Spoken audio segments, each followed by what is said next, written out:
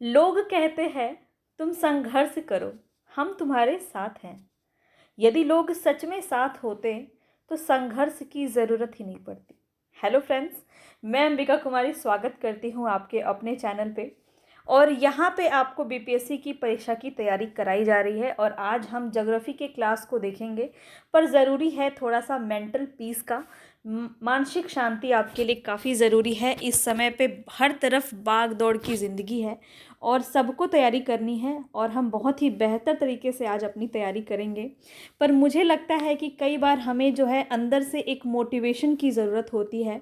तो 2 लाइन मैं आपके लिए ये कहना चाहूँगी ताकि आपको एक अच्छी फीलिंग आए अंदर से और आप एक दुगनी जुनून और जोश के साथ यहाँ पे प्रैक्टिस के लिए जुड़ पाएँ। तो सफ़र में मुश्किल आए तो हिम्मत और बढ़ती है। सफ़र में मुश्किलें आए तो हिम्मत और बढ़ती है। अगर कोई रास्ता रोके तो ज़रूरत और बढ़ती है।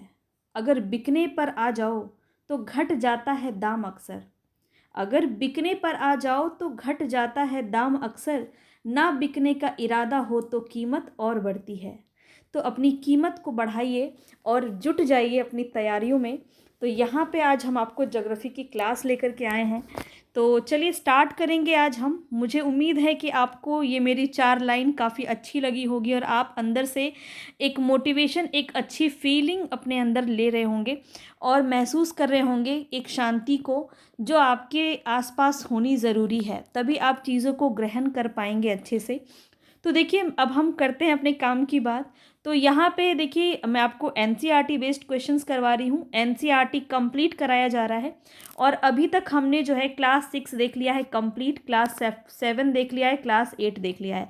ये 3 करना इम्पॉर्टेंट था। किस लिए? क्योंकि आपका एक बेस मजबूत होना काफ़ी ज़्यादा इम्पॉर्टेंट था। ठीक है, अब आपका एक अच्छा सा कॉन्सेप्ट बन चुका है ज्योग्राफी का। अगर आप ये मेरे सभी वीडियोस को आपने कंप्लीट देखा है तो आप बहुत अच्छे से समझ पा रहे होंगे कि विश्व भूगोल हमने बहुत अच्छे से कंप्लीट किया है, सभी महाद्वीप को हमने कंप्लीट किया है।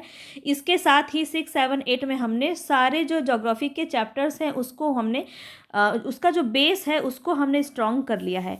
तो आज का जो क्वेश्चन है वो क्लास 9 से है और काफ़ी इंपॉर्टेंट रहने वाला है, आपके एग्ज़ाम में एक महत्वपूर्ण भूमिका निभाएगा क्योंकि यहाँ से आपका डेफिनेटली बहुत सारे क्वेश्चन आपको देखने को मिलेंगे।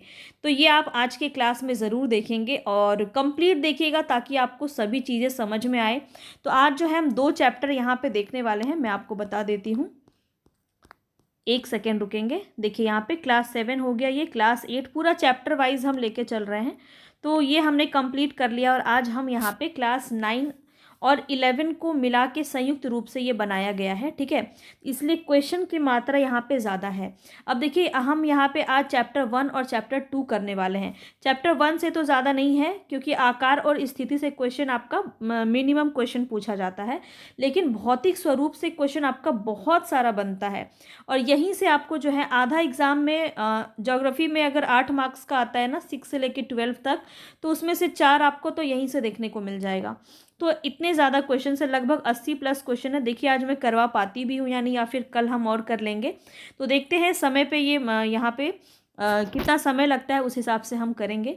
तो चलिए बिना देरी किए हम शुरू करेंगे।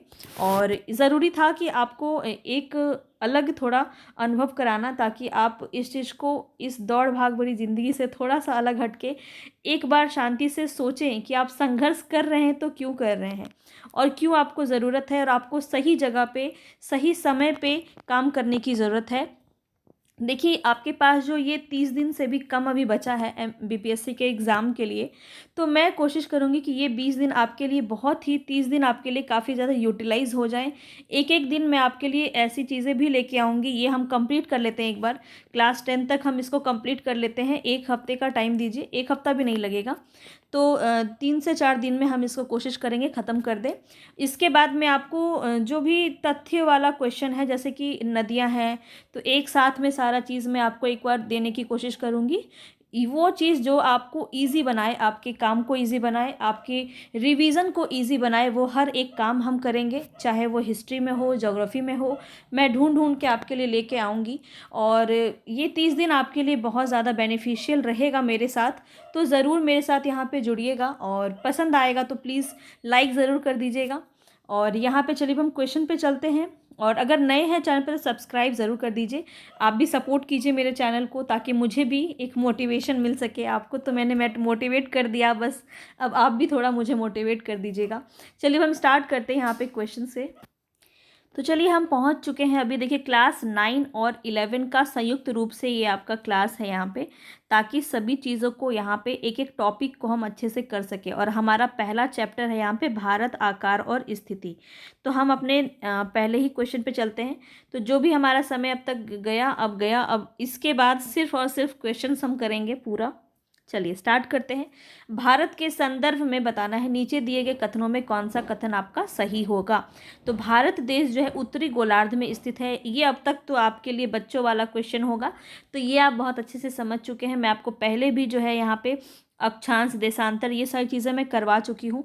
मैं आपसे रिक्वेस्ट करूँगी कि आप पेन पेपर ज़रूर लेके बैठें। क्लास 9 का जितना भी आज से मैं स्टार्ट कर रही हूँ ना, अगर आपने 6, 7, 8 का बनाया है तो वेल एंड गुड, आपके पास एक बेस मजबूत हो चुका है।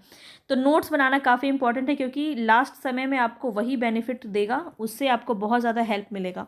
एग्ज़ाम के टाइम पे आप वीडियो नहीं देख सकते हैं उतना सारा, लेकिन आपको नोट्स रहेगा तो आप एक एक बार सरसरी निगाह से भी देख लेंगे तो आपको चीज़ें याद रहेंगी। इसीलिए मैं आपसे रिक्वेस्ट करूँगी कि आप इसका नोट्स ज़रूर बनाएं। तो चलिए यहाँ पे हम देख लेते हैं। तो पहला तो आपका बिल्कुल सही है। दूसरा है भारत का सबसे पूर्वी देशांतर 80 डिग्री 7 मिनट है। तो ये आपका गलत है। देशांतर आपको मैं बता चुकी हूँ। चलिए हम आगे देखेंगे। तो यहाँ पे राइट ऑप्शन हो जाएगा केवल एक, ए ऑप्शन यहाँ पे आपका सही हो जाए। मैं उम्मीद कर रही हूँ कि अब आप क्वेश्चन का आंसर यहाँ से लगा पा रहे होंगे। तो इतने दिन मैंने आपको कोई प्रेशर नहीं दिया, ठीक है। आप क्वेश्चन का कर रहे थे, ठीक है, आंसर आ रहा था, नहीं आ रहा था, कोई बात नहीं, लेकिन अब आपका आंसर सही होना चाहिए, क्योंकि अब आप सारी चीज़ों को पढ़ चुके हैं, एक बेस आप अपना बना चुके हैं, तो आप इसका आंसर कर पाएंगे। अब हम यहाँ पे आगे चलते हैं। तो यहाँ पे इसको अच्छे से नोट कर लीजिए कि भारत का मुख्य भाग जो है 8 डिग्री 4 मिनट उत्तर से 37 डिग्री 6 मिनट यहाँ पे उत्तर अक्षांश है ये, और ये क्या है, देशांतर है। ये दोनों को नोट करना है, काफ़ी इंपॉर्टेंट है। ये आपका अक्षांश है, तो सीधा सीधा भी क्वेश्चन आपसे बन जाता है यहाँ से, ठीक है, अक्षांश से, और ये आपका देशांतर है, ठीक है। लैंगिट्यूड, लॉन्गिट्यूड, ठीक है, लैटिट्यूड है ये, और ये लॉन्गिट्यूड है इंग्लिश में। तो इसको आप समझ लीजिए, अच्छे से नोट कर लीजिए। चलिए आगे बढ़ते हैं। अब बताना है भारतीय संघ राज्य का सबसे दक्षिणी बिंदु कौन सा है। ये भी मैं आपको करवा चुकी हूँ। अब इसका आंसर आपका गलत नहीं होना चाहिए। तो देखिए इंदिरा कॉल और इंदिरा पॉइंट में आपको कन्फ्यूज़न हो सकता है, तो मैं आपको बता देती हूँ कि जो दक्षिणी बिंदु है वो आपका इंदिरा पॉइंट है, और इंदिरा कॉल जो है वो आपका उत्तरी बिंदु है, ठीक है। बी ऑप्शन यहाँ पे आपका सही हो जाएगा। तो यहाँ पे देखिए भारतीय संघ राज्य के सबसे दक्षिणी बिंदु इंदिरा पॉइंट को कहा जाता है। 2004 में सुनामी आने के कारण ये जो क्षेत्र है ये पूरा जलमग्न हो चुका है। और ये कहाँ है आपका, तो ये दक्षिणी बिंदु जो है ये आपका तमिलनाडु के साइड में है आपका। और भारतीय संघ राज्य का उत्तरी बिंदु अगर पूछा जाए तो इंदिरा कॉल हो जाएगा, ठीक है, इंदिरा कॉल हो जाएगा। अब ये आपको ना पूरा नोट करना है। दक्षिण बिंदु इंदिरा पॉइंट, उत्तरी बिंदु इंदिरा कॉल, जम्मू कश्मीर राज्य में है ये इंदिरा कॉल, ठीक है। अब पूछा जाए सबसे पश्चिमी बिंदु, तो क्या हो जाएगा, गुहार मोती, जो गुजरात में है। और सबसे पूर्वी पूछा जाए तो किबिथु हो जाएगा, जो अरुणाचल प्रदेश में है। ये चारों दिशाओं का ये क्वेश्चन आपसे बहुत ज़्यादा पूछा जाता है, तो इसको नोट कर लेंगे, ठीक है। चलिए आगे बढ़ते हैं नेक्स्ट क्वेश्चन पे। आज आपको बहुत मज़ा आने वाला है। तो यकीन मानिए आपने कंप्लीट यहाँ पे ज्योग्राफी क्लास मेरा देखा है, तो आप बहुत ही आसानी से सारे क्वेश्चन को आज कर पाएंगे। भारत के संदर्भ में बताना है यहाँ पे कौन सा कथन सत्य है, सत्य कथन बताना है। तो भारत का क्षेत्रफल विश्व के कुल भौगोलिक क्षेत्रफल का 3% है। तो 3% है क्या, ये आपको बताना है। तो भारत का क्षेत्रफल विश्व के कुल भौगोलिक क्षेत्रफल का 3%, बिल्कुल नहीं, मैं आपको एग्जैक्ट डेटा मैंने आपको लिखवाया है, इसका बताया है, आगे भी बताऊंगी। तो ये तो आपका गलत है। दूसरा क्या है, भारत की उत्तर पूर्वी सीमा पर भ्रतोंश पर्वत अवस्थित है। उत्तर पूर्वी सीमा पर भ्रतोंश पर्वत कहाँ से आ जाएगा, वलित पर्वत है आपका, भ्रतोंश तो है नहीं, हिमालय आपका वलित पर्वत के अंदर आता है। उत्तर पूर्वी की बात की जा रही है, तो ये भी आपका गलत है। तो ना ही 1 होगा ना ही 2 होगा, तो डी ऑप्शन यहाँ पे आपका सही हो जाएगा। अब इसके बारे में थोड़ा देख लीजिए यहाँ पे क्या बातें कही गई हैं। तो देखिए भारत के भूभाग क्षेत्रफल का 3.23 तो यहाँ पे 33 सॉरी 32.8 लाख वर्ग किलोमीटर है। और ये देखिए आपको यहाँ पे एग्जैक्ट डेटा दिया गया है कि विश्व के कुल भौगोलिक क्षेत्रफल का 2.4% जो है यहाँ पे भारत का है। ठीक है, भारत विश्व का 7वां बड़ा देश है, ये भी आपको नोट करना है। भौगोलिक क्षेत्रफल की दृष्टि से भारत के 6 बड़े देश हैं, रूस, कनाडा, संयुक्त राज्य अमेरिका, चीन, ब्राज़ील, ऑस्ट्रेलिया, इसके बाद आपका भारत आता है। इसके बाद अर्जेंटीना, ये सब हम कर चुके हैं ऑलरेडी। ठीक है, तो ये मैं आपको करवा चुकी हूँ, अगर आपको याद आ रहा हो तो। हमने देखिए क्लास एनसीईआरटी की क्लास 8 की भूगोल की पाठ्य पुस्तक में देश और उनके निवासी 3 में आकार की दृष्टि से चीन को संसार का तीसरा सबसे बड़ा देश बताया गया है, लेकिन यहाँ पे कथन 2 आपका गलत हो जाएगा। भारत के उत्तर पश्चिम, उत्तर पूर्वी और सीमा वलित पर्वत यानी हिमालय स्थित है ना। उत्तर पश्चिम, उत्तर तथा उत्तर पूर्वी पूरा तो आपका ये जो आपका अगर ये जो पूरा आपका जो भारत है, इधर से अगर हम आते हैं तो ये जो पूरा भारत है, फिर ऐसे करके जो गया है ये पूर्व साइड में, तो ये पूरा तो आपका हिमालय ही घेर लेता है ना। तो ये साइड पूरा हिमालय है, उत्तर में भी हिमालय है, उत्तर पूर्व में भी हिमालय है, तो वलित पर्वत है, ध्यान रखेंगे। चलिए आगे बढ़ते हैं नेक्स्ट क्वेश्चन पे। यहाँ पे बताना है क्षेत्रफल के आधार पर भारत का सबसे बड़ा एवं सबसे छोटा राज्य क्रमशः बताना है आपको कौन सा होगा। तो यहाँ पे आपका राइट ऑप्शन हो जाएगा राजस्थान और गोवा। ये तो इम्पॉर्टेंट है मगर बहुत ज़्यादा इजी क्वेश्चन है। आपने अगर मैप देखा होगा तो बहुत ही आसानी से आप इसका आंसर कर सकते हैं, बी ऑप्शन। लेकिन बहुत ज़्यादा पूछा जाता है तो ध्यान रखेंगे, ऐसे क्वेश्चन बहुत ज़्यादा बने हैं बीपीएससी में, इसीलिए मैं आपको ये करवा रही हूँ इतना ज़्यादा जोर दे के।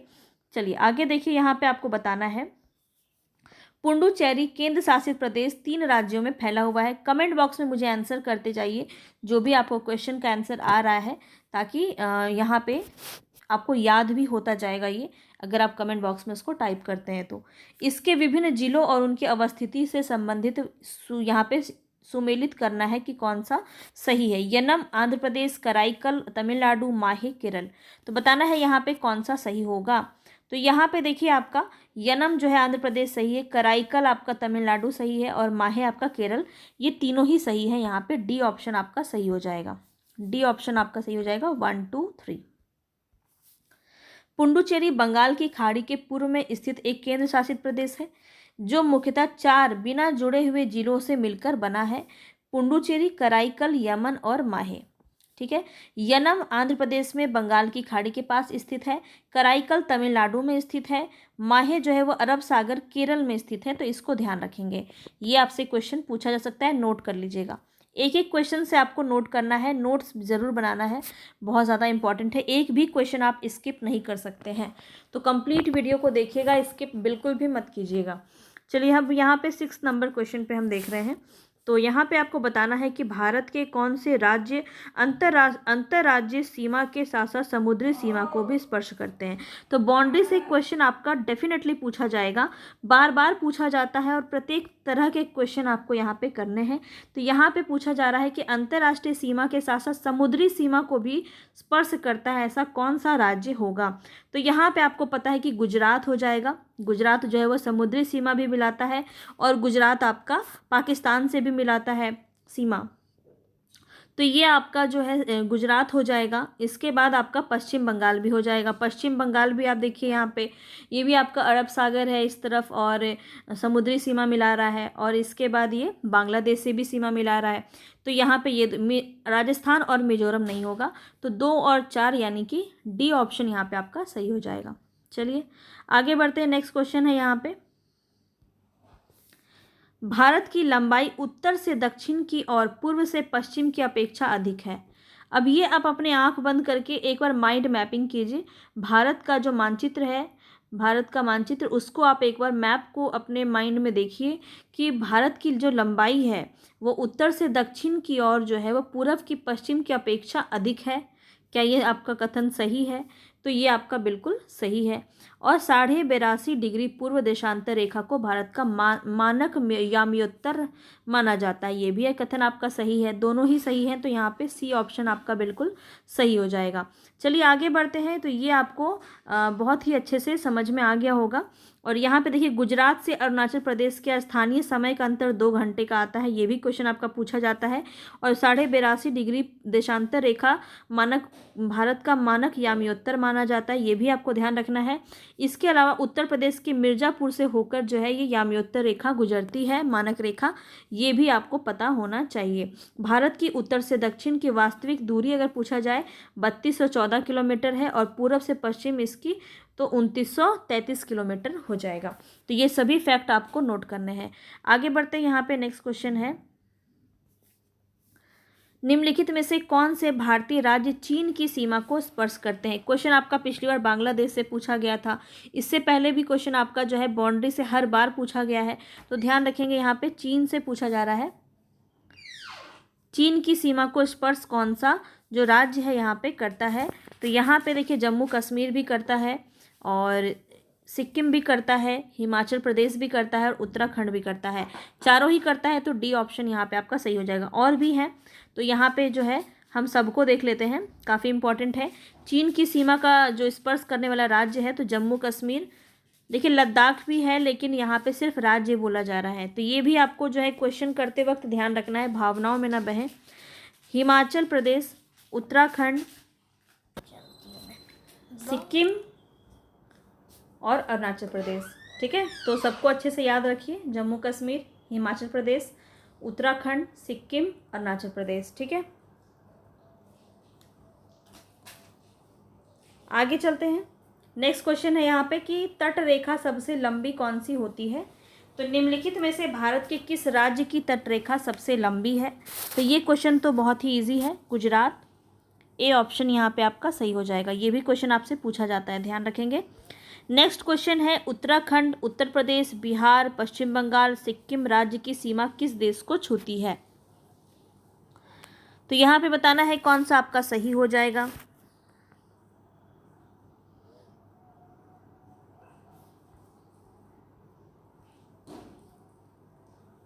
अच्छा, यहाँ पे कूट नहीं दिया है, ऐसे ही क्वेश्चन आपका दिया है। तो देखिए यहाँ पे कौन सा हो जाएगा, उत्तराखंड, उत्तर प्रदेश, बिहार, पश्चिम बंगाल और सिक्किम, इन सब से मिलाने वाला तो आपका नेपाल है, सी ऑप्शन नेपाल हो जाएगा। यहाँ पे सी ऑप्शन बिल्कुल सही है। चलिए आगे बढ़ते हैं नेक्स्ट क्वेश्चन को। अब ये क्वेश्चन काफ़ी इंपॉर्टेंट है और काफ़ी घिसा पिटा क्वेश्चन है, ऐसे क्वेश्चन को तो आप आराम से कर लेंगे। निम्नलिखित में से किन राज्यों को से होकर कर्क रेखा गुजरती है। छत्तीसगढ़, मिजोरम, त्रिपुरा, राजस्थान, बताना है यहाँ पे आपका राइट ऑप्शन क्या हो जाएगा। तो यहाँ पे राइट ऑप्शन हो जाएगा आपका छत्तीसगढ़ भी है, मिजोरम भी है, त्रिपुरा भी है और राजस्थान भी है, तो डी ऑप्शन यहाँ पे आपका सही हो जाएगा। तो कितने राज्य से होके गुजरते हैं, तो ये आपको अच्छे से समझ लेना है। 8 राज्यों से होकर के कर्क रेखा गुजरती है, और कर्क रेखा उत्तरी गोलार्ध में भूमध्य रेखा के समांतर 23.5 डिग्री खींची हुई एक काल्पनिक रेखा है। अगर आपसे ये आपसे पूछ लिया जाए तो ये भी आपको याद रखना है। और 8 राज्यों से होकर के ये गुजरती है भारत में, गुजरात, झारखंड, राजस्थान, मध्य प्रदेश, छत्तीसगढ़, झारखंड, पश्चिम बंगाल, त्रिपुरा और मिजोरम। तो ये 8 आपको राज्य याद रखने हैं, नोट कर लेंगे। चलिए आगे बढ़ते हैं। ये क्वेश्चन भी मैं आपको करवा ही चुकी हूँ। पाक जल संधि बताना है यहाँ पे किसके बीच में अवस्थित है, तो भारत और श्रीलंका, बी ऑप्शन यहाँ पे आपका सही हो जाएगा। चलिए अब हम आ गए अपने नेक्स्ट चैप्टर पे, और ये चैप्टर आपका बहुत बड़ा चैप्टर है और यहाँ से क्वेश्चंस भी आपके बहुत ज़्यादा हैं। तो आज हम देखते हैं कि कितना कर पाते हैं। तो हमारा पहला क्वेश्चन है, देखिए यहाँ पे, भारतीय प्लेट गोंडवाना प्लेट से अलग होने के बाद दक्षिण की ओर प्रवाहित हुई। भारतीय प्लेट यूरेशियन प्लेट की टक्कर के परिणाम स्वरूप हिमालय पर्वत का विकास हुआ। तो ये दोनों ही कथन को ध्यान से पढ़ने के बाद आपको पता चलेगा कि यहाँ पे एक ही आपसा सही है। देखिए, भारतीय प्लेट गोंडवाना प्लेट से अलग होने के बाद दक्षिण की ओर प्रवाहित हुआ, ये आपका कथन गलत हो जाएगा। एक ही कथन सही है, भारतीय प्लेट और यूरेशियन प्लेट की टक्कर के परिणाम स्वरूप ही हिमालय पर्वत का निर्माण हुआ है। इसको नवीन वलित पर्वत भी कहते हैं। और यहाँ पे आपका बी ऑप्शन सही हो जाएगा। चलिए, तो यहाँ पे इसको जान लीजिए, इसके बारे में काफ़ी इम्पॉर्टेंट है, इसको स्किप नहीं कर सकते, यहाँ से क्वेश्चन आपका पूछा जा सकता है। तो देखिए, भारतीय प्रायद्वीपीय भाग जो है सबसे प्राचीन भूभाग गोंडवाना भूमि का हिस्सा है। अगर आपसे क्वेश्चन पूछ लिया जाए तो यहाँ पे भारतीय प्रायद्वीपीय भाग जो है वो गोंडवाना भूमि का हिस्सा है, ध्यान रखेंगे। गोंडवाना भूभाग के विशाल क्षेत्र में भारत, ऑस्ट्रेलिया, दक्षिण अफ्रीका, दक्षिण अमेरिका और अंटार्कटिका के क्षेत्र शामिल हैं। तो इनमें से कोई भी ऑप्शन में रह सकता है, तो इसको नोट कर लेंगे, इम्पॉर्टेंट है। गोंडवाना भूभाग में कौन कौन सा शामिल होगा। उसके बाद सहवनीय धाराओं में भू प्रॉपर्टी को अनेक टुकड़ों में विभाजित कर दिया और इस प्रकार भारत ऑस्ट्रेलिया की प्लेट गोंडवाना भूमि से अलग होने के बाद उत्तर दिशा की ओर प्रवाहित होने लगी। तो ये आपको फैक्ट यहाँ पे समझ में आया। उत्तर दिशा की ओर प्रवाह के परिणाम स्वरूप भारतीय प्लेट अपने से अधिक विशाल प्लेट यूरेशियन प्लेट से टकरा जाती है इसी वजह से, और इस टकराव के कारण ही इन दोनों प्लेट के बीच में टेथिस भू अभिनीति के अवसादी चट्टान वलित होकर हिमालय पर्वतीय श्रृंखला के रूप में विकसित होते हैं। टेथिस सागर हुआ करता था उनके बीच में, ये भी आपसे क्वेश्चन पूछा जाता है, तो ध्यान रखेंगे। इसके बाद आगे यहाँ पे क्या लिखा हुआ है, तो गोंडवाना भूमि प्राचीन विशाल महाद्वीपीय पैंजिया का दक्षिणतम भाग है, इसके उत्तर में अंगारा भूमि थी। तो ये भी आपको यहाँ पे ध्यान रखना है, पहले ये पैंजिया का भाग था। चलिए आगे बढ़ते हैं। नेक्स्ट क्वेश्चन है यहाँ पे आपका भूवैज्ञानिक संरचना एवं सेल समूह की भिन्नता के आधार पर भारत को किन किन भूवैज्ञानिक खंडों में विभाजित किया जाता है जो भौतिक लक्षणों पर आधारित है। तो बताना है, यहाँ पे प्रायद्वीपीय खंड होगा, हिमालय और अन्य अतिरिक्त प्रायद्वीपीय पर्वतमालाएं, सिंधु, गंगा, ब्रह्मपुत्र का मैदान या भारतीय द्वीप समूह। क्वेश्चन इंपॉर्टेंट है, यहाँ से भी आपका क्वेश्चन पूछा जा सकता है, तो ध्यान रखेंगे।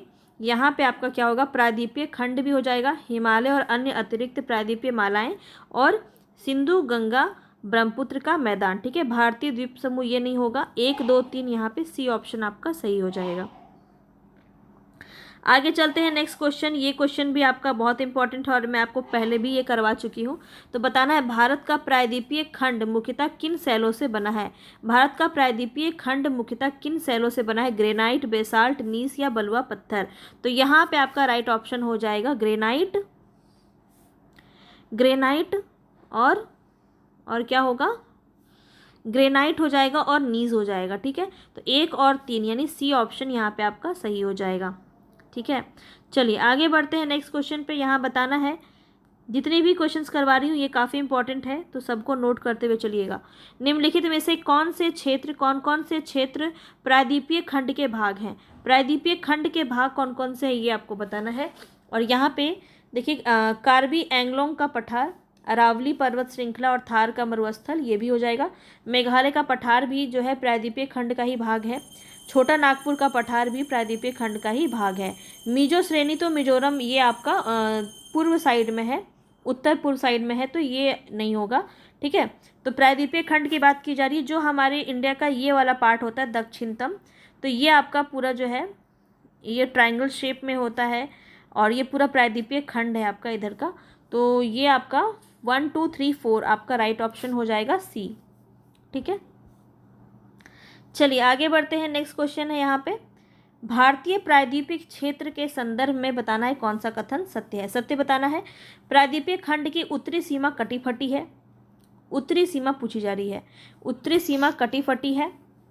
ठीक है, पश्चिम बंगाल में मालदा भ्रंश उत्तर पूर्वी भाग में स्थित मेघालय व कार्बी एंग्लोंग पठार को छोटा नागपुर से अलग करता है। ये भी कथन आपका सही है, तो ध्यान रखेंगे। पश्चिम बंगाल में मालदा भ्रंश उत्तर पूर्वी भाग में स्थित मेघालय व कार्बी एंग्लोंग पठार को छोटा नागपुर पठार से अलग करता है। और तीसरा है, प्रायद्वीपीय पठार कम ऊंची पहाड़ियों व चौड़ी पहाड़ियों से बना है। तो कम ऊंची पहाड़ियों और चौड़ी पहाड़ियों से बना है, ये भी आपको बात ध्यान रखना है प्रायद्वीपीय पठार के बारे में। तो तीनों ही सही हैं, तो यहाँ पे डी ऑप्शन आपका सही हो जाएगा। चलिए आगे बढ़ते हैं। यहाँ पे नेक्स्ट क्वेश्चन है, हिमालय पर्वत श्रृंखला के संदर्भ में कौन सा कथन आपका सही होगा। हिमालय पर्वत श्रृंखला से क्वेश्चन आपका काफ़ी ज़्यादा पूछा जाता है, तो ध्यान रखेंगे। हिमालय पर्वत श्रृंखला की भूवैज्ञानिक संरचना तरुण, दुर्बल और लचीली है। हिमालय पर्वत श्रृंखला वर्तमान समय में भी बहिर्जनित तथा अंतर्जनित बलों की अंतःक्रियाओं से प्रभावित होती है। तो बताना है यहाँ पे आपको कौन सा सही हो जाएगा। तो ये दोनों ही कथन यहाँ पे सही हैं, तो यहाँ पे सी ऑप्शन आपका सही हो जाएगा। चलिए आगे बढ़ते हैं। यहाँ पे नेक्स्ट क्वेश्चन है, हिमालय पर्वत अभी भी युवा अवस्था में है, इसका प्रमाण क्या है। तो इसका प्रमाण पूछा जा रहा है, यहाँ पे क्या हो जाएगा। तो गॉर्ज है, इसमें वी आकार की घाटियाँ हैं, छिप्रिकाएँ हैं इसमें, और जलप्रपात भी हैं। तो चारों ही यहाँ पे आपका सही है, तो डी ऑप्शन यहाँ पे आपका सही हो जाएगा। ठीक है, तो इन सभी वजह से जो है ये नवीनतम श्रृंखला मानी जाती है। चलिए आगे बढ़ते हैं। नेक्स्ट क्वेश्चन है यहाँ पे, अभी बहुत सारे टॉपिक करना है हमको, बहुत ज़्यादा इंपॉर्टेंट सभी टॉपिक हैं, तो अच्छे से बस देखते जाइए, काफ़ी इंपॉर्टेंट रहेगा। हिमालय पर्वत श्रृंखला का विस्तार पश्चिम पूर्व दिशा में सतलज नदी से लेकर ब्रह्मपुत्र नदी तक है। हिमालय पर्वत श्रृंखला का विस्तार यहाँ से क्वेश्चन पूछा गया है, तो पश्चिम पूर्व दिशा में सतलज नदी से लेकर ब्रह्मपुत्र नदी तक जो है इसका विस्तार है। तो ये कथन तो आपका देखिए असत्य कथन यहाँ पे आपको बताना है। ओके, तो असत्य बताना है, तो यहाँ पे आपका हो जाएगा पहला आपका गलत है। हिमालय पर्वत श्रृंखला की चौड़ाई पश्चिम से पूर्व की ओर घटती जाती है। हाँ, पूर्व की ओर घटती गई है, ये तो सही है। हिमालय पर्वत श्रृंखला के पश्चिमी भाग की ऊंचाई में पूर्वी भाग की अपेक्षा अधिक विविधता पाई जाती है, तो ये आपका गलत है। पश्चिमी भाग की ऊंचाई में ज़्यादा विविधता पाई जाती है पूर्वी की अपेक्षा। ठीक है, तो ये आपका गलत है, दोनों गलत है, एक ही सही है। यहाँ पे गलत पूछा जा रहा है, तो 1 और 3 आपका सी ऑप्शन यहाँ पे सही हो जाएगा। ठीक है, हिमालय पर्वत श्रृंखलाएं पश्चिम से पूर्व दिशा में सिंधु से ब्रह्मपुत्र तक फैली हुई है। हिमालय विश्व की सबसे ऊंची पर्वत श्रेणी है और इसकी चौड़ाई कश्मीर में 400 किलोमीटर से और ये धीरे धीरे अरुणाचल प्रदेश आते आते 150 किलोमीटर तक आ जाती है। अर्थात पश्चिम से पूर्व की ओर हिमालय पर्वत श्रृंखला की चौड़ाई घटती जाती है एवं ऊंचाई बढ़ती जाती है। पश्चिमी भाग की अपेक्षा पूर्वी भाग की ऊंचाई में अधिक विविधता पाई जाती है, ये भी बात आपको ध्यान रखना है। ठीक है, चलिए आगे बढ़ते हैं नेक्स्ट क्वेश्चन पे। यहाँ ये क्वेश्चन आपका काफ़ी इंपॉर्टेंट है, यहाँ से क्वेश्चन आपका बना है, सेम क्वेश्चन आपका देखने को मिला है। अब आप देखते जाइए, बहुत सारा एग्जाम अभी हिमालय से क्वेश्चन आपका बहुत ज़्यादा बना है, तो ये क्वेश्चन काफ़ी इंपॉर्टेंट रहेगा। निम्नलिखित में से हिमालय के किस भाग को आंतरिक हिमालय के नाम से जाना जाता है, बताएंगे इसका राइट ऑप्शन क्या होगा। कमेंट बॉक्स में ज़रूर डाला कीजिए आपको जो भी क्वेश्चन का आंसर आ रहा है। निम्नलिखित में से हिमालय के किस भाग को आंतरिक हिमालय के नाम से जाना जाता है। ट्रांस हिमालय, बृहद हिमालय या महान हिमालय, लघु हिमालय या शिवालिक। तो यहाँ पे आपका राइट ऑप्शन हो जाएगा बृहद हिमालय या महान हिमालय को आंतरिक हिमालय के नाम से भी जाना जाता है। बी ऑप्शन यहाँ पे आपका बिल्कुल सही हो जाएगा। चलिए आगे बढ़ते हैं, तो ये ध्यान रखेंगे हिमाद्री भी इसी को कहा जाता है। महान हिमालय, आंतरिक हिमालय तथा हिमाद्री भी जो है इसी को कहते हैं। ठीक है, बृहद हिमालय को ही कहते हैं। आगे बढ़ते हैं, महान हिमालय या आंतरिक हिमालय के संदर्भ में बताना है कथन। तो देखिए 4 भागों में आपका हिमालय बटा हुआ है, आपको बहुत अच्छे से पता होगा इसके बारे में। तो महान हिमालय से यहाँ पे क्वेश्चन है जिसका अन्य नाम आपका हिमाद्री भी है। तो हिमालय पर्वत श्रृंखला में यह सबसे अधिक विस्तृत श्रृंखला है, तो ये कथन आपका सही है। हिमालय के इस भाग को क्रोड ग्रेनाइट से बना है, ये भी आपका बिल्कुल सही है। इस श्रृंखला में गर्मी के कुछ महीनों में बर्फ की परत पूरी तरह पिघल जाती है, तो गलत है, बहुत ऊपर रहता है और ये बिल्कुल भी नहीं पिघलता है। तो यहाँ पे 1 और 2 ऑप्शन आपका सही है। महान हिमालय यानी हिमाद्री की बात की जा रही है। हिमाद्री की जो भाग है वो क्रोड ग्रेनाइट से बना हुआ है, ये भी आपको नोट करना है। तो यहाँ पे आपका 1 और 2 यानी ए ऑप्शन यहाँ पे आपका सही हो जाएगा। चलिए आगे बढ़ते हैं, इसको एक बार देख लीजिए। हिमालय पर्वत श्रृंखला के सबसे उत्तरी भाग में स्थित पर्वत श्रृंखला हिमालय, महान हिमालय, आंतरिक हिमालय इसको हम कहते हैं, हिमाद्री भी कहते हैं, जो कि सबसे अधिक सतत श्रृंखला है। सबसे अधिक देखिए ट्रांस हिमालय सबसे ऊपर है, लेकिन ट्रांस हिमालय जो है अधिकांश हिस्सा आपका चाइना साइड में भी पाया जाता है। तो देखिए यहाँ पे आपका महान हिमालय या हिमाद्री जो है सबसे अधिक विस्तृत श्रृंखला है, ये ध्यान रखेंगे। 6000 मीटर की ऊंचाई औसत ऊंचाई वाले सर्वाधिक ऊंचे शिखर यहाँ पे कौन कौन से शिखर पाए जाते हैं, तो ये भी आपसे क्वेश्चन पूछा जाता है। तो देखिए मैं आपका 9-10 कंप्लीट कर लूँगी ना, तो मैं आपको ये पर्वत वगैरह का बहुत अच्छे से जो है एक डिटेल वाला जो है फैक्ट वाइज आपको मैं प्रोवाइड करवा दूंगी। उससे आपको क्या होगा कि बहुत अच्छे से एक जगह पे सारी चीज़ें मिल जाएंगी, तो आप बहुत अच्छे से प्रैक्टिस कर पाएंगे। तो माउंट एवरेस्ट, कंचनजंगा, नंगा पर्वत, ये 3 आप बहुत इंपॉर्टेंट है। कंचनजंगा से क्वेश्चन काफ़ी बार पूछा गया है, तो ध्यान रखेंगे। ये भी आपका हिमाद्री में है, नंगा पर्वत भी आपका हिमाद्री में है। महान हिमालय के वलय की प्रकृति असीमित है। हिमालय के इस भाग को करोड़ ग्रेनाइट से बना हुआ है। यह श्रृंखला हमेशा बर्फ से ढकी रहती है। इससे बहुत सी हिमानियों का प्रवाह होता है और इस कारण इसे हिमाद्री भी कहते हैं। चलिए आगे बढ़ते हैं, समझ में आ रहा होगा। चलिए आगे बढ़ते हैं। नेक्स्ट क्वेश्चन यहाँ पे बताना है आपको, हिमालय पर्वत श्रृंखला के निम्नलिखित में से कौन कौन से शिखर महान हिमालय, ग्रेट हिमालय में स्थित है। ग्रेट हिमालय, महान हिमालय, हिमाद्री, आंतरिक हिमालय, ये सब एक ही नाम है, ठीक है। अब यहाँ पे आपको यहाँ से देखिए सारा आपको मिल जाएगा एक बार में। तो माउंट एवरेस्ट तो अभी हमने देखा था, ठीक है, माउंट एवरेस्ट अभी हमने देखा था, तो ये हो जाएगा। K2 नहीं होगा, K2 हो जाए आपका किस में आ जाएगा, ये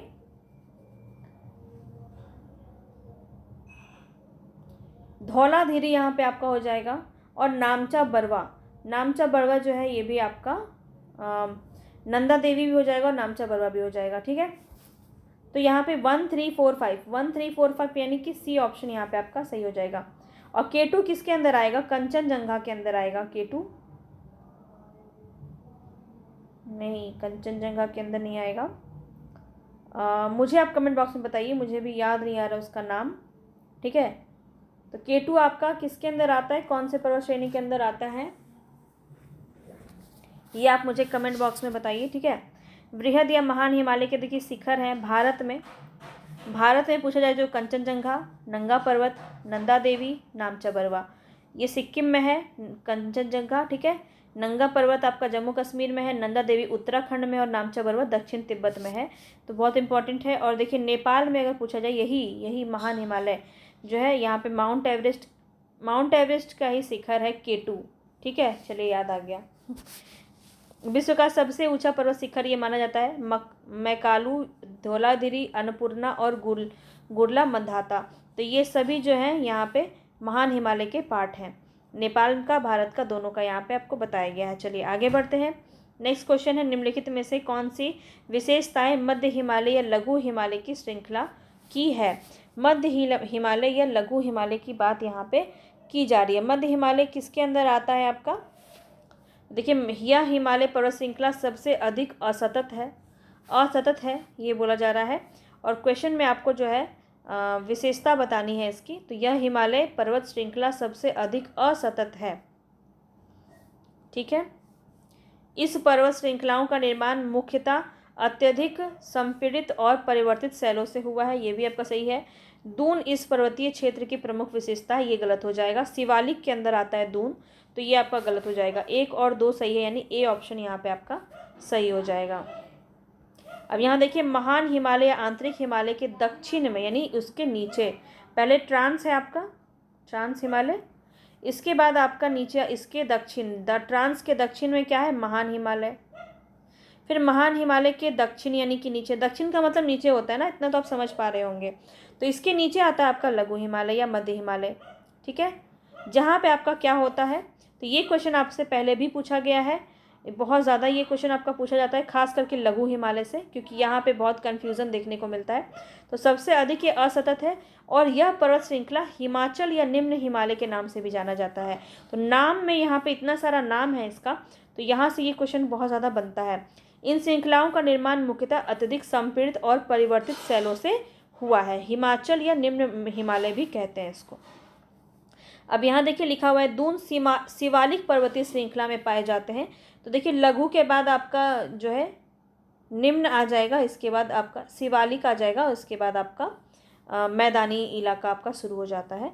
तो मध्य हिमालय या लघु हिमालय में नहीं पाया जाता है दून, बल्कि शिवालिक पर्वतीय श्रृंखला में पाया जाता है। चलिए आगे बढ़ते हैं। नेक्स्ट क्वेश्चन है यहाँ पे आपका, लघु हिमालय या हिमालय हिमाचल हिमालय, देखिए हिमाचल हिमालय भी लघु हिमालय को ही कहते हैं। ये नाम आपको इक्वेशन इस तरह से दिया हुआ है ना ताकि आपको याद रहे। लघु हिमालय हिमाचल हिमालय के अंतर्गत कौन सी पर्वत श्रृंखला आती है। अब श्रृंखला बहुत ज़्यादा पूछा जाता है, वेरी वेरी, जितना भी वेरी वेरी आप लगा सकते हैं इसमें लगा लीजिए, बहुत इंपॉर्टेंट है, ध्यान रखेंगे। तो ये सब मैं आपको एक इसका PDF बना के भी आपको मैं दे दूँगी, बहुत इंपॉर्टेंट है, पूछा जाता है, इसलिए आपको करना ज़रूरी है। तो अभी से लेके एग्ज़ाम के टाइम तक कुछ कुछ ऐसी चीज़ें मैं आपको देती रहूँगी जहाँ से क्वेश्चन आपके बनते हैं। अब देखिए यहाँ पे आपको क्या हो जाएगा, धौलाधर है, इसके बाद पीर पंजाल है और महाभारत है।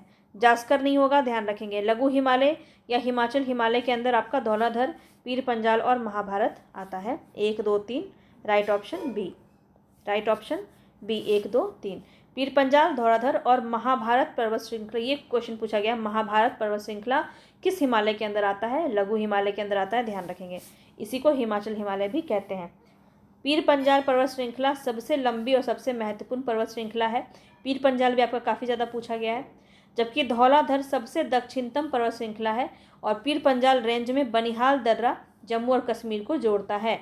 जब दर्रा मैंने आपको कराया है, देखिए पीर पंजाल रेंज में बनिहाल दर्रा जो है ये जम्मू और कश्मीर को जोड़ता है। इस दर्रा में बनाई गई सुरंग को ही जवाहर सुरंग कहते हैं। बहुत इंपॉर्टेंट है, नोट कीजिएगा। उत्पत्ति एवं संरचना की दृष्टि से जास्कर जो है ये वृहद हिमालय का भाग है, जास्कर, ये भी आपका पूछा गया है, तो ये भी आपको ध्यान रखना है। आगे बढ़ते हैं, नेक्स्ट क्वेश्चन है, विश्व प्रसिद्ध कांगड़ा एवं कुल्लू घाटी स्थित है कहाँ पे। ये क्वेश्चन पूछा जा चुका है ऑलरेडी और आगे भी पूछा जाएगा, ये काफ़ी इंपॉर्टेंट है। तो कांगड़ा और कुल्लू घाटी किस हिमालय में आपका स्थित है। कुल्लू घाटी, कुल्लू मनाली गए होंगे ना आप लोग, बताइए। महान हिमालय, शिवालिक, ट्रांस हिमालय, मध्य हिमालय, कौन सा आपका राइट ऑप्शन यहाँ पे हो जाएगा। तो मध्य हिमालय या लघु हिमालय के अंदर आ जाता है आपका कुल्लू घाटी। चलिए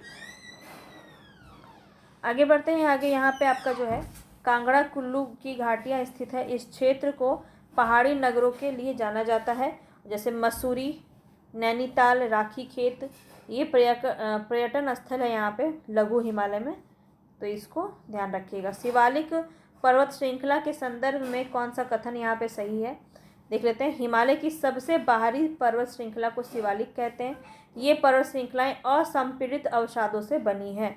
तो क्या ये क्वेश्चन जो है यहाँ पे आपका सही है, तो ये बिल्कुल सही है, दोनों ही सही हैं, तो सी ऑप्शन यहाँ पे आपका सही हो जाएगा।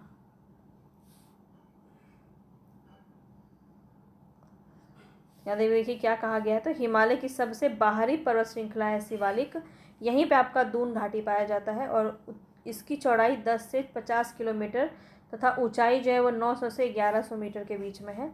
और ये पर्वत श्रृंखलाएं उत्तर में स्थित मुख्य हिमालय यानी महान हिमालय की श्रृंखलाओं नदियों के द्वारा लाए गए असंपीड़ित अवसादों से बनी है। ये घाटियाँ बजरी और जलोढ़ की मोटी परत से ढकी हुई है।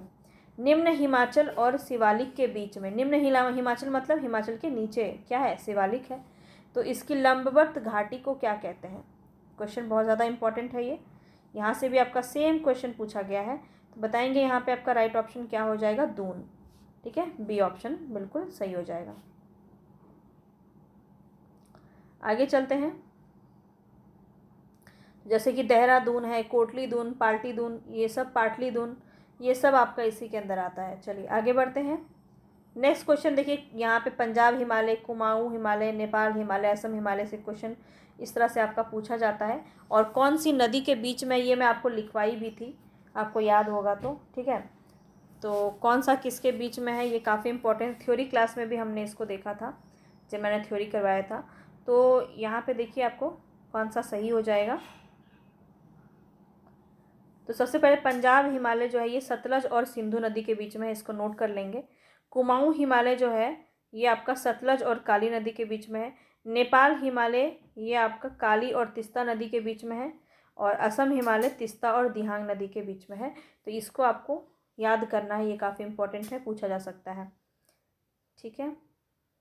चलिए वही बात यहाँ पे कहा गया है, तिस्ता और दिहांग नदियाँ जो है असम हिमालय का सीमांकन करती है। ब्रह्मपुत्र नदी हिमालय की सबसे पूर्वी सीमा बनाती है। चलिए आगे बढ़ते हैं। यहाँ पे आपको बताना है कि निम्नलिखित में से कौन सी पर्वत श्रेणियाँ कश्मीर हिमालय के अंतर्गत आती है। कश्मीर हिमालय के अंतर्गत कौन सी श्रेणियाँ आती हैं ये बताना है। काराकोरम, लद्दाख, जास्कर या पीर पंजाल।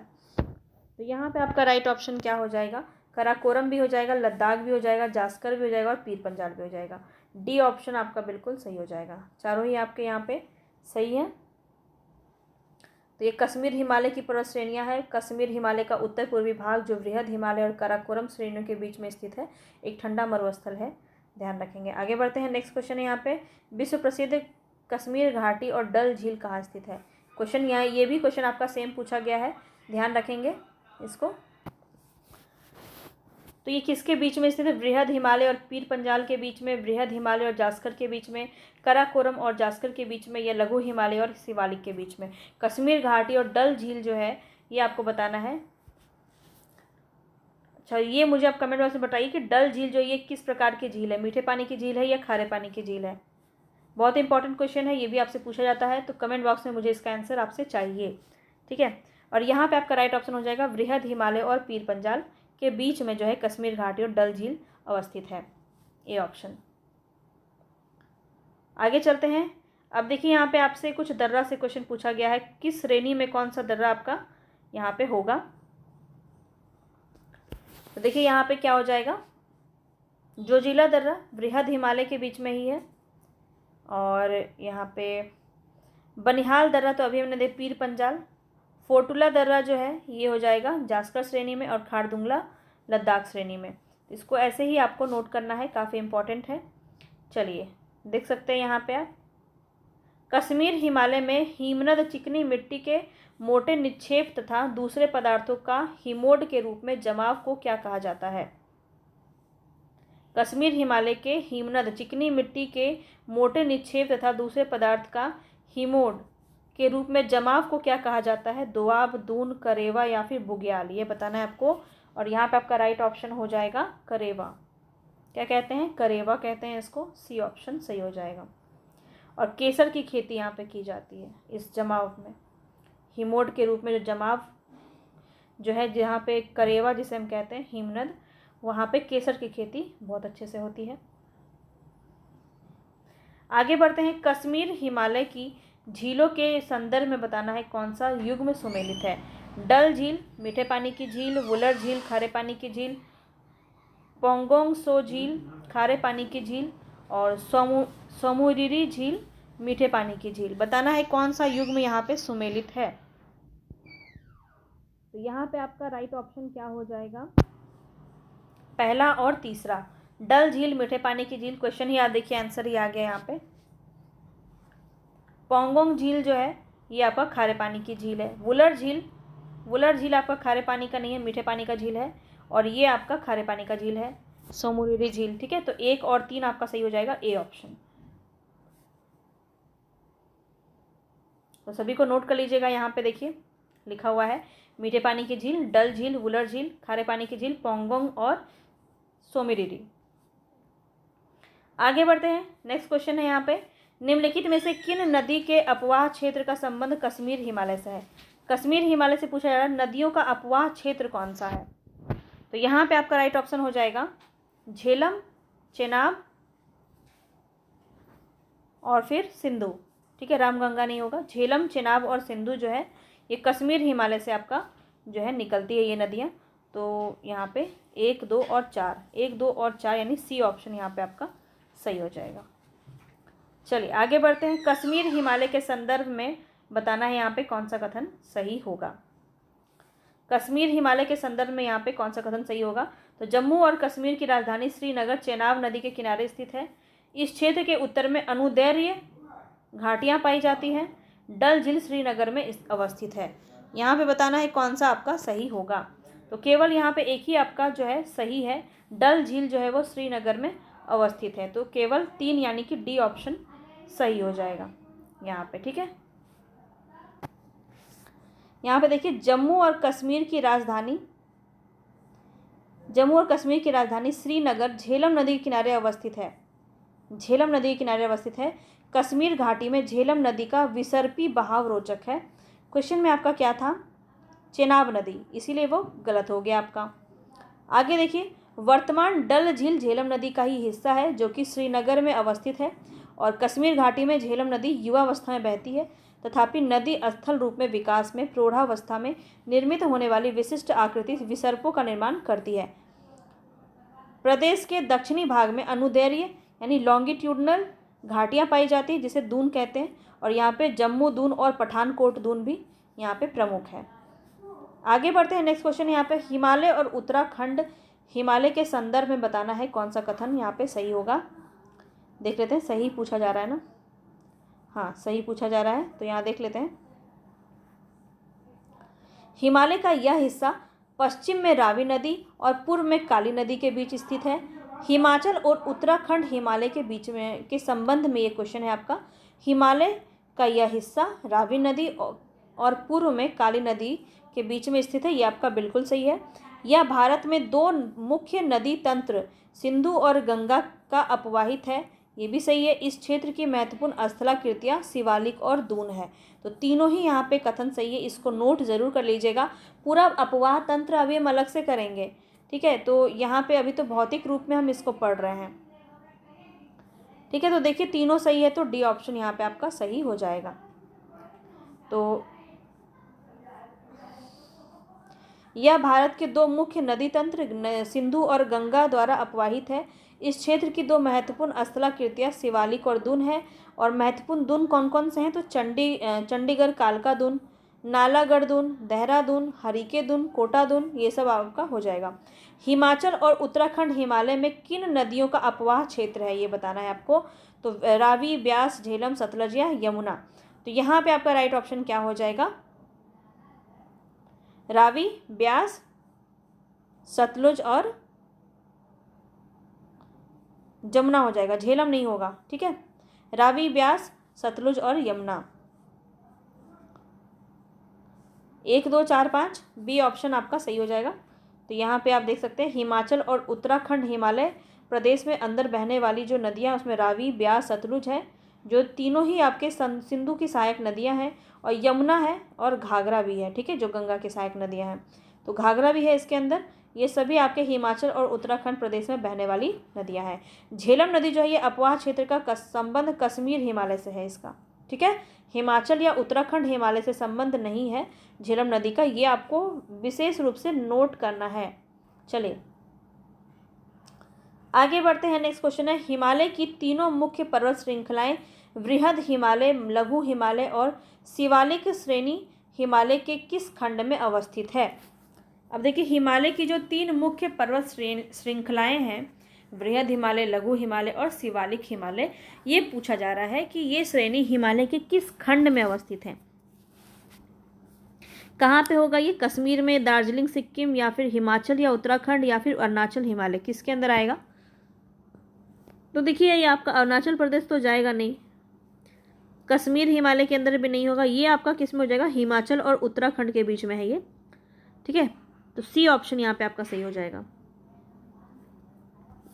देखिए हिमालय की 3 प्रमुख जो श्रृंखला है, बृहद, लघु और उत्तर दक्षिण में फैला। देखिए यहाँ पे ये काफ़ी इंपॉर्टेंट है, इसको ऐसे ही नोट करेंगे और बार बार इसको रिवीजन कीजिए, क्योंकि यहाँ से आपका सेम क्वेश्चन पूछा जाता है।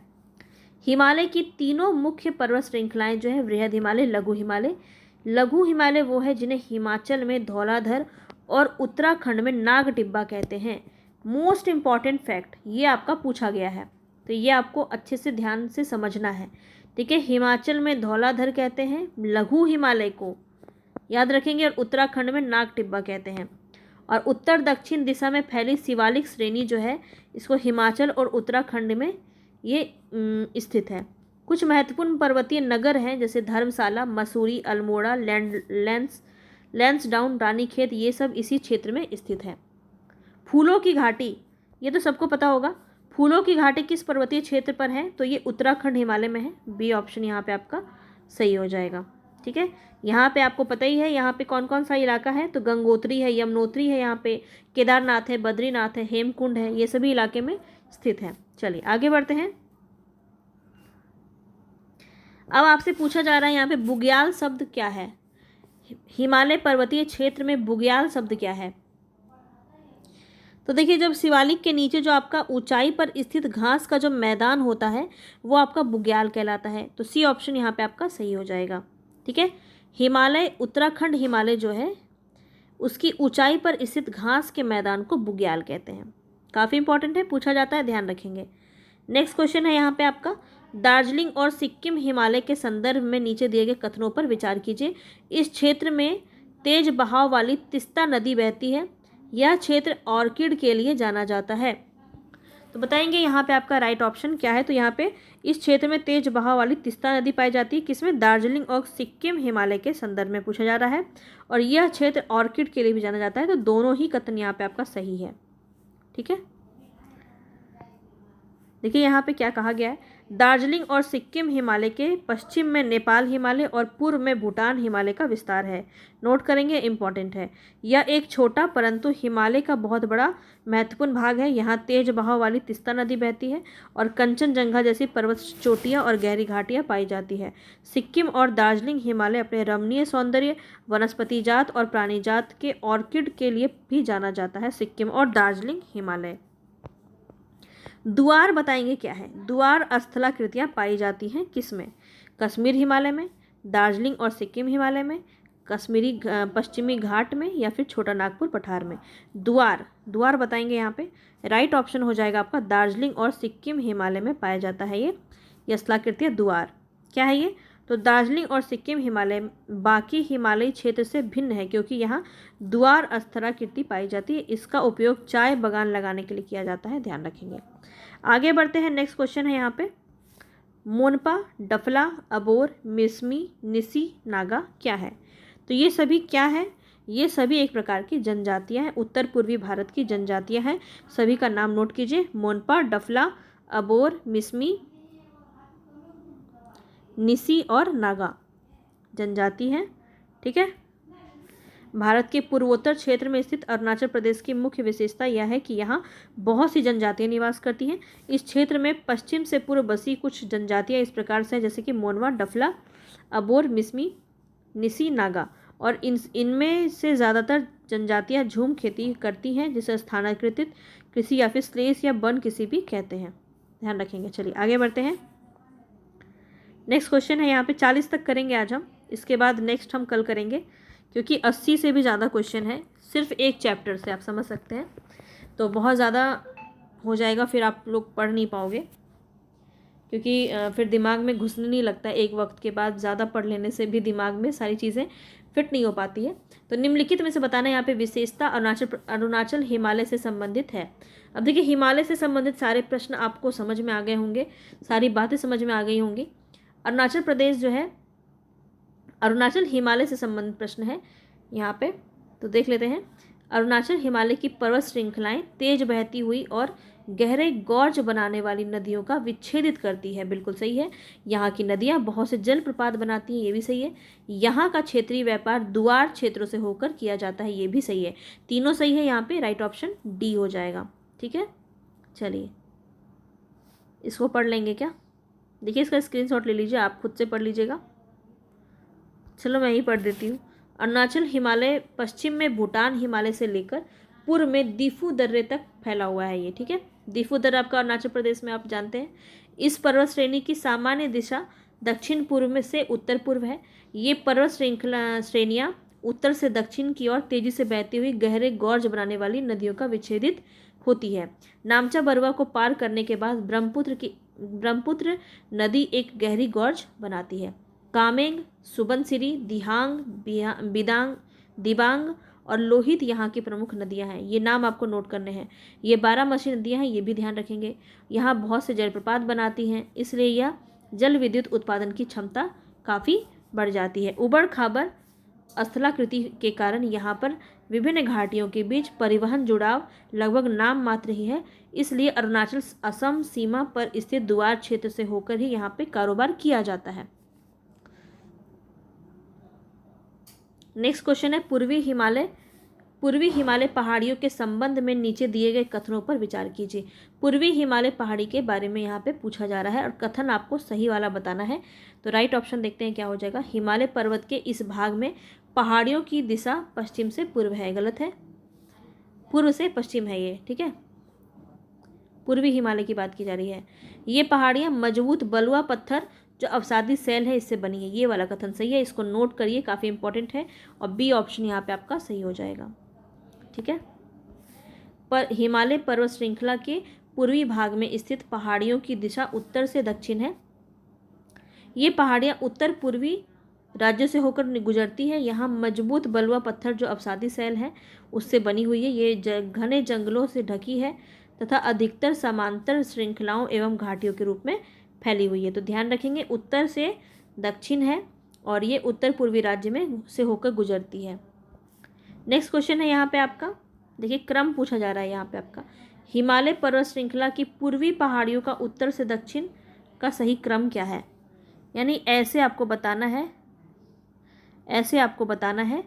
और ये किस तरफ का बात किया जा रहा है, पूरब साइड का बात किया जा रहा है, इस तरह से आपको बताना है। तो राइट कौन सा हो जाएगा, तो देखिए पहले पुटकाई बूम होगा, फिर नागा पहाड़ियाँ, फिर मणिपुर, उसके बाद मिजोरम। नागा, मणिपुर, मिजोरम, याद रखेंगे। ए ऑप्शन यहाँ पे आपका सही हो जाएगा, ठीक है। बराक नदी काफ़ी बार करवा चुकी हूँ। बराक नदी किन राज्यों की सबसे महत्वपूर्ण नदी है बताएंगे, और इसका ऑप्शन आप बहुत अच्छे से दे पाइएगा, मणिपुर और मिजोरम। बी ऑप्शन यहाँ पे आपका सही हो जाएगा, ठीक है। मणिपुर की पहाड़ियों से निकलने वाली बराक नदी मणिपुर और मिजोरम की एक मुख्य नदी है।